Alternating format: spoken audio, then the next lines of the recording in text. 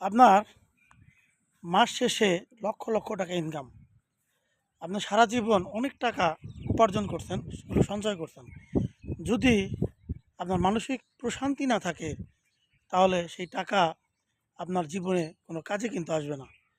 মানসিক প্রশান্তি এমন একটা জিনিস, মানসিক প্রশান্তি যদি থাকে তাহলে ভাঙা ঘরেও তার মনের ভিতরে একটা আনন্দ কাজ করে।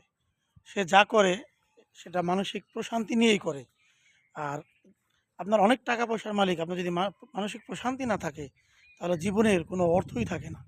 আপনি যা করবেন, আপনি আহ, যাই করবেন, আপনার ভালো লাগবে না, কোথাও আপনার শান্তি লাগবে না। এর জন্য মানসিক প্রশান্তিটা অনেক বড় একটা জিনিস, যেটার জন্য যা করা প্রয়োজন আসলে তাই করা উচিত।